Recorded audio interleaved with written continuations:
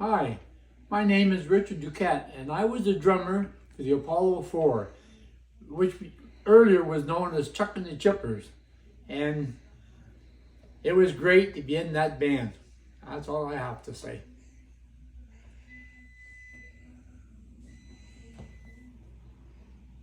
Hi, I'm Allan Robillard, and I was proud to be a member of the band, the Apollo 4, better known as Chuck and the Chippers, and I played with Richard in the band. I wanted to ask both of you, my name is Tina and Duquette, and I'm the daughter of the late Charles Duquette, and I am the niece of these phenomenal gentlemen that you see before you. And I'm having a visit with both of them, and I wanted to be able to put a face in live stream of who the remaining members of the incredible Chuck and the Chippers band, later known as Apollo 4 band, are. Now, I'm going to turn over here to Uncle Allan and ask him about what he wrote, because the story is based on the memoir he took time to write and leave this legacy. So, Uncle Allan, what made you decide to write this? Well, I don't know, I think maybe before I started the story, you dropped in and dropped off a note saying that you wanted to do an Apollo 4 project. Yes. And I went, okay. So I sat down and I thought, maybe I'll write a story about the Apollo 4. And I didn't do it in one day. It took me maybe a couple of weeks. Maybe it might have been a month. Oh, But I did a little bit every day until I really got comfortable. And then once I got started on it, I couldn't stop. And that's my story. And that's your story. And That's my story. And you know, I have to tell you that without this story that you took so much incredible time to write, we would have never been able to do this project the way it is turning out.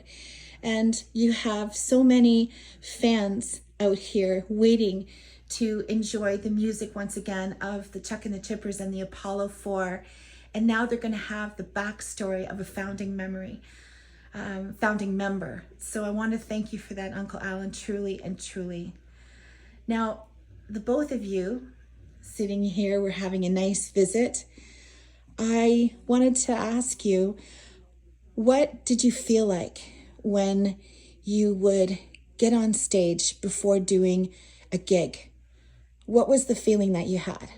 The feeling I had when I was on stage was I was quite nervous when I first get up on stage. But about maybe a half hour into playing, you got more relaxed, then you could really get in with the crowd. And that when you seen the crowd really moving, then you felt good.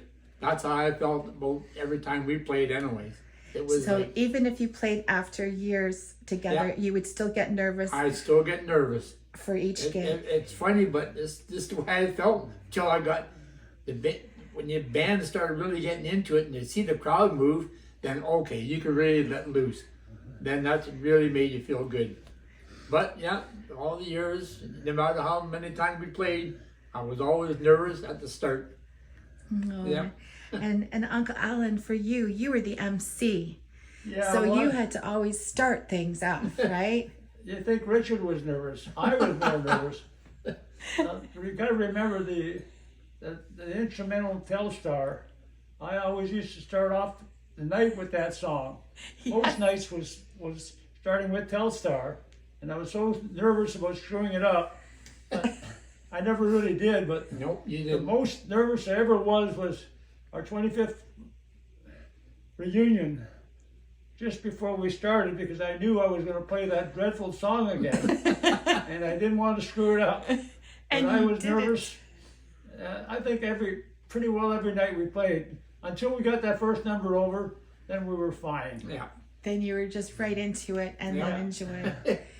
And your brotherhood, I mean, you were together since you were boys, little boys. living in the same area on Scott Street. And what do you think makes the fact that you stayed friends, incredibly close friends, for all of these years, and with your wives as well, as supporters of your journey with this band? Like, do you think it was just because of the music in the band that created that brotherhood that kept you? No. No? Way back when we were growing up on this street, there was like, everybody just was next door. And there was no computer stuff like there is today and stuff, you know. We just went outside and we played. These guys want to do this, these guys want to do that, all through growing up. And in fact, down here, it was not like you see this park the way it is now. It was just bush. And we'd get together, we'd build shacks down there.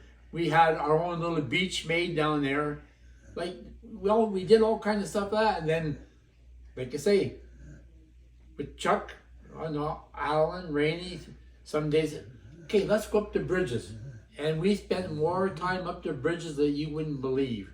And that was like that. Oh. And even later, didn't you walk up the bridges? Yes. As like... I was way growing up after the band was done. We still did. Went up the bridges. Just see how it was. Yep. And so Uncle Allan, like for you, when you mentioned in your memoir about really practicing and wanting to find your place in the band, well, personally, I think you found your place and then some, because you were the head person of the musicianship, and it would start with you talking to the crowd. So what were some of the most memorable moments for you when you would be up there talking to the crowd? What would you like to do the best? Would it be like I don't know. joking? That's a hard question, eh? It's a hard question. What about you talk about this caveman song? So Well, that was more of a. Yeah. I think about it now. It really was silly, but it was a lot of fun to do. It Yeah. was. I always wanted to be kind of like a comedian, Yeah. yes, stand-up comedian, and that was one way of Yeah. doing it. doing it. And it was just a fun thing to do. Well, I Just think to add that little kick in the band, eh? Yeah. oh, absolutely. And I want to say to you that it really stands out, and I can't wait for people to see the 25th anniversary concert dance that you Yeah, I'd like to see Chuck's reaction too, because he didn't know I was going to do what I did. What was it that you did?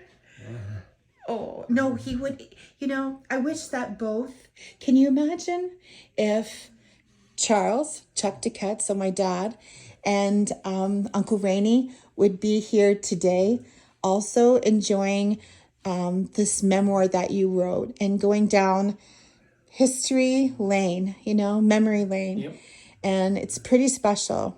And I want to thank you again, Uncle Allan and Uncle Richard.